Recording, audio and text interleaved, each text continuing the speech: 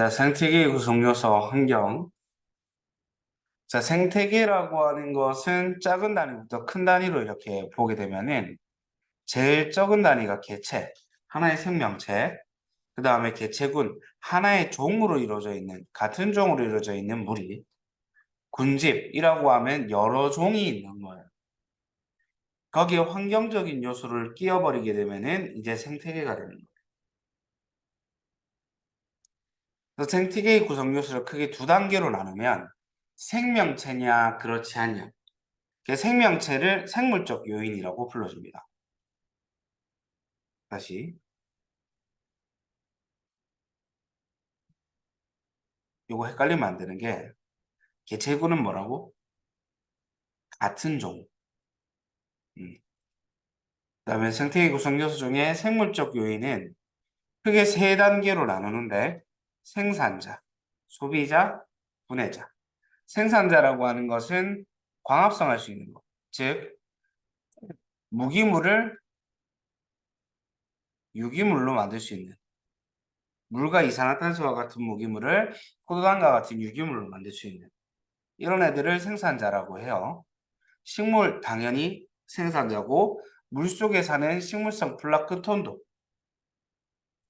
소비자는 다른 생물을 먹이로 하여서 사는 애들 이거를 종속 영양 생물이라고 해요. 얘는 독립 영양이라고 하고 이런 애들 동물들과 동물성 플랑크톤들을 예로 들 수 있습니다. 분해자 같은 경우에는 사체나 배설물을 분해해서 살고 있어요. 세균, 곰팡이, 버섯과 같은 애들이 있습니다. 당연히 얘도 종속 영양 생물이에요.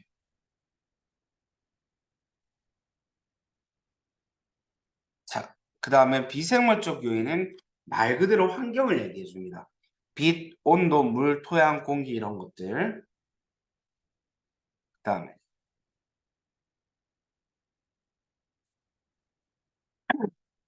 생태계 구성 요소들 사이의 관계를 보면은 환경이 생명에게 영향을 주는 걸 작용이라고 해요. 그 다음에 생명체가 환경에 영향을 주는 건 반작용이에요. 생명체들끼리 영향을 주고받는 것은 상호작용이라고 불러줍니다. 그래서 예를 들어서 토양의 양분이 풍부해서 식물이 잘 자랐어요. 환경이 생명에게 영향을 줬죠. 작용이 되는 거예요. 그 다음에 그 낙엽이 떨어져서 땅이 비옥해졌어. 이건 생명체가 환경에게 영향을 줬죠. 반작용이 되는 거예요.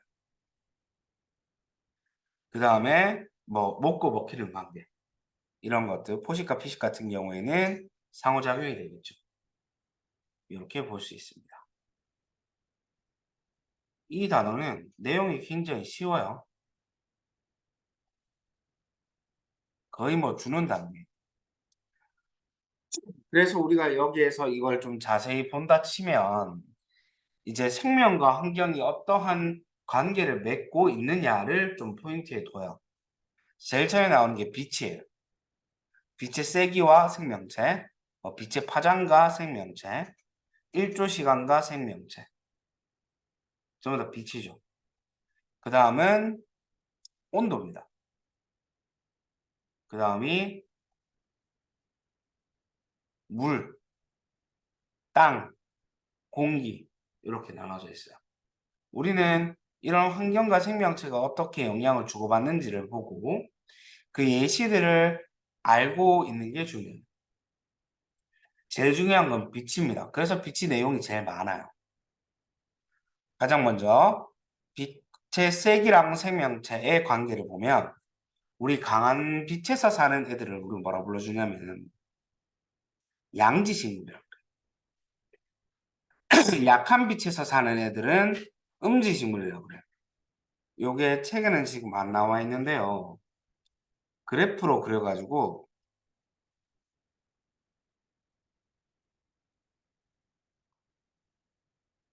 이게 빛세기, 이산화탄소 흡수량, 마이너스 부분은 이산화탄소 방출량이 되겠죠. 광합성 안 하면 숨만 쉬니까 기본적으로 방출량이 있죠. 빛의 세기가 세지면 세질수록 광합성을 하기 때문에 지가 만들어낸 이산화탄소를 먼저 써요. 그러니까 지금 호흡기가 만들어낸 이산화탄소를 쓴다는 얘기야. 빛의 세기가 세지면 세질수록 이렇게 올라갑니다. 그러다가 여기 딱 이산화탄소 흡수도 안 되고 방출도 안 되는 이 지점. 이 지점을 우리가 보상점이라고 합니다. 이때보다 빛의 세기를 더 세게 주게 되면 이제 외부에서 이산화탄소를 흡수해야 돼요. 근데 여기 이상의 빛의 세기를 줘도 더 이상 이제 이산화탄소가 더 사용이 돼. 즉 광합성을 더 세게 할 수 없어. 이때의 빛의 세기를 광포화점.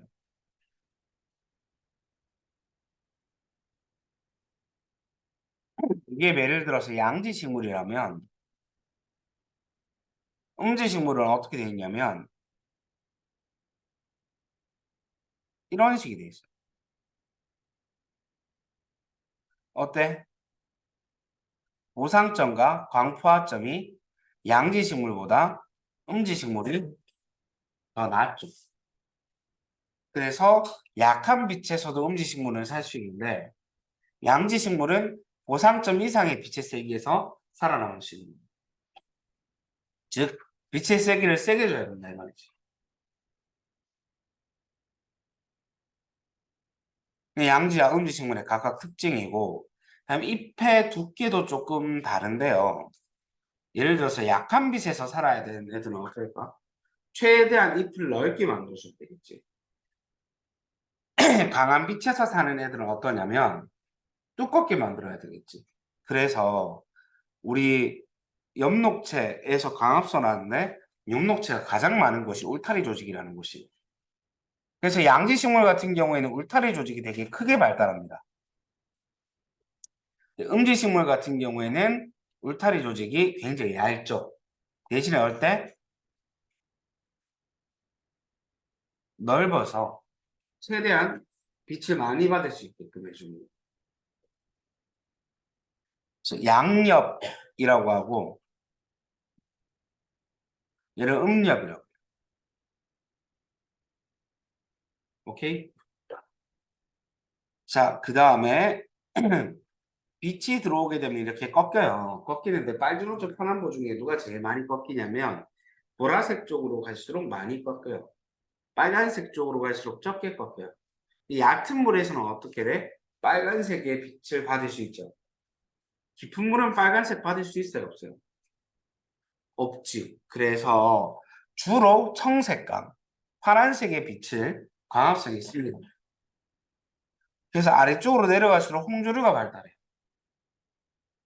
홍조류라고 하는 것은 빨간색이 필요 없어. 그래서 반사시키는 거. 그럼 어떻게 되겠어? 빨갛게 보이겠죠. 그래서 깊게 사는 홍조류들은 붉은색을 띠게 되고 얕게 사는 조류들은 녹조류, 육지에 사는 식물들처럼 청색감과 적색감을 둘 다 강합성이 있습니다. 녹색감은 안 쓰거든. 그래서 녹색 색깔, 즉 녹조류를 띠게 돼요. 그러면 애매한 친구들, 가운데 살 수 있는 친구들. 은 녹조류와 홍조류의 가운데겠죠. 그 색깔도 갈조류가 됩니다. 이건 빛의 파장에 따라서 조류들이 적응했는 예시가 되겠죠. 그다음에 일조 시간, 빛을 내리쬐주는 시간인데 여름이랑 겨울의 차이가 있어요. 여름에는 일조 시간이 길죠. 겨울에는 일조 시간이 짧습니다. 그래서 예를 들면 개화 시기도 좀 이따 더 자세히 볼 거지만 꾀꼬리나 종달새 같은 경우에는 봄에 새끼 그 알을 낳아요. 그럼 어때? 앞으로 점점 따뜻해질 거니까 알이 열을 쉽게 받을 수 있겠죠. 그래서 개화가 알 까고 잘 나올 수 있어요. 노루 같은 경우에는 송어나 노루 같은 경우에는 가을에 번식을 해요. 이건 어떤 의미를 가지고 있는 거냐면 약간 먹을 거 많은 가을에 많이 처먹고 겨울에는 육아에만 집중하겠다. 일조 시간에 대한 적응의 예시가 되겠죠. 그 다음에 온대 지역의 곤충은 늦여름과 가을의 일조 시간이 짧아지면 겨울잠을 잡니다. 겨울잠. 이른 몸의 일조 시간이 길어질 때 이제 일어나는 거예요. 붓꽃, 코스모스. 붓꽃 같은 경우에는 봄이랑 초여름에 꽃이 피고 코스모스는 가을에 꽃이 피는데 이건 좀 더 자세히 봅시다.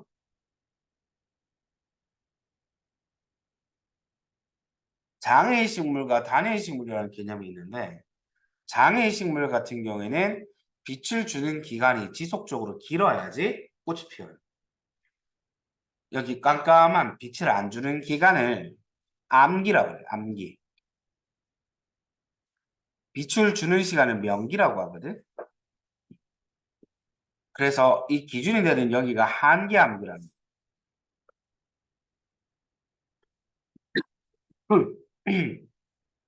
한계암기보다 빛을 주는 시간이 길어야지 꽃이 피는 애들을 장애의 식물이라고 불러줍니다. 근데 한계암기보다 빛을 주는 연속된 시간이 짧아야 꽃이 피는 애들이 단해의 식물이라고. 그럼 물어볼게요. 만약에 여기 섬광을 줬어. 빛을 잠깐 내리쬐 줬어. 그러면 여기에 단해의 식물은 꽃이 피게 안 피게? 꽃이 안 펴요. 왜 그러냐면 한계 암기 이상의 암기가 지속력이 있어요. 근데 끊겨버리게 되면 암기의 지속력이 끊기죠. 그런 꽃이 안 피는 거예요. 그러니까 명기보다는 암기에 포커스를 맞추면 좀 더 이해가 편할 거예요. 암기가 한계 암기보다 짧아야지 장일은 꽃이 피고 단해 같은 경우에는 한계 암기보다 암기가 길어야지 꽃이 핀다. 이렇게.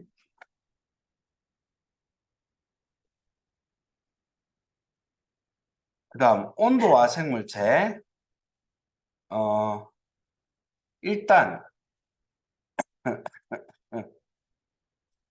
개구리, 곰, 박쥐, 다람쥐는 겨울잠을 자죠. 기러기, 철새 같은 애들은 전부 다 따뜻한 곳으로 점점 이동을 하죠. 카멜레온 같은 경우에 더우면 몸을 밝은 색으로 변화해서 빛을 최대한 반사를 많이 해버리고 추우면 어두운 색을 띄어서 최대한 열을 많이 흡수해요.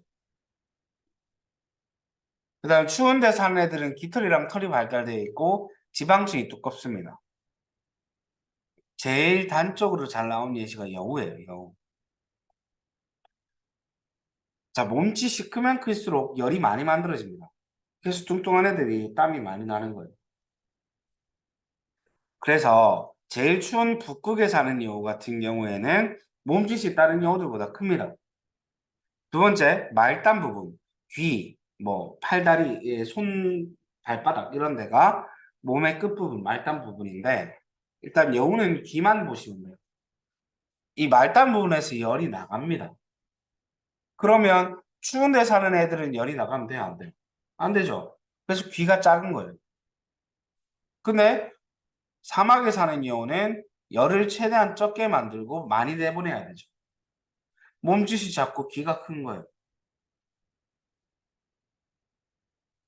온도에 대한 적응의 예시가 되겠죠.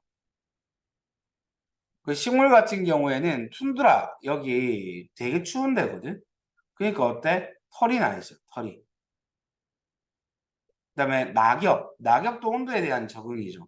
여름에 빛이 세고 강할 때 최대한 양분을 많이 만들고 잎을 다 낙엽으로 떨어뜨려 버리고 겨울에는 여름에 만들어 있는 양분으로만 먹고 살겠다.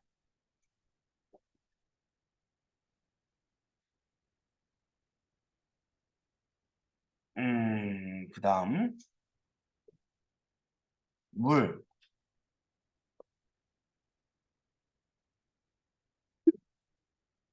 수분 증발을 방지하기 위해서 곤충은 키틴질로 덮여 있고요. 파충류는 비닐로 덮여 있고요. 그 다음에 알은 껍데기로 싸져 있는 거예요. 이거는 수분이 날아가는 걸 막아주는 역할을 해줍니다.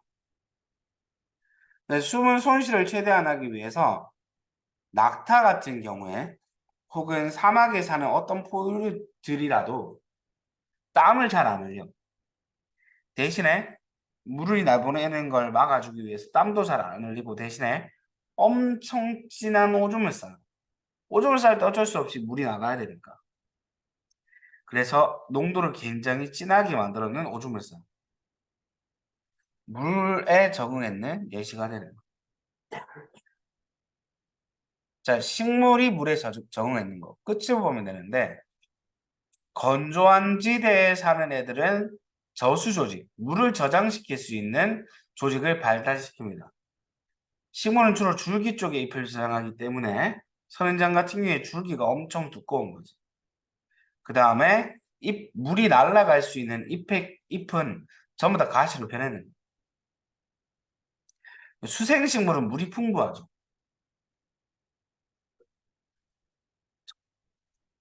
그래서 물 위에 떠 있어야 되기 때문에 통기 조직을 발달시킵니다.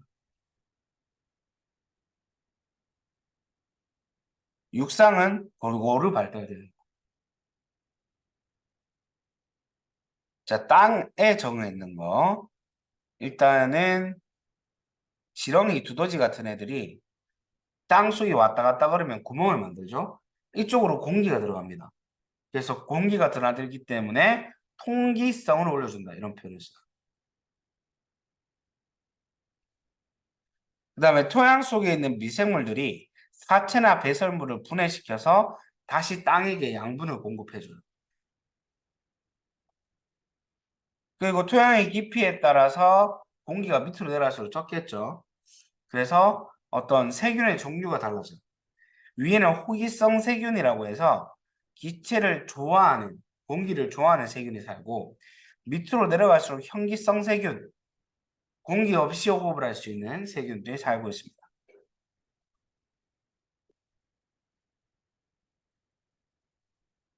요 고산지대, 높은 지대에 사는 사람들은 적혈구의 개수가 일반들 사람들보다 많아요. 한 번 숨을 쉬어도 산소를 최대한 많이 운반시킬 수 있는 거지. 공기 중에 산소는 호흡에 사용이 되고 이산화탄소는 광합성에 사용이 됩니다. 그래서 누가 더 많냐에 따라서 공기 성분이 변할 수 있어요.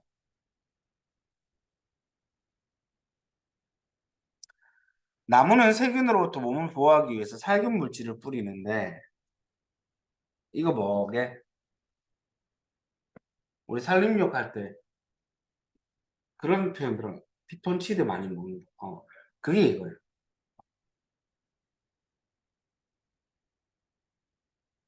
오케이, 요거는 일단 여기까지 보시고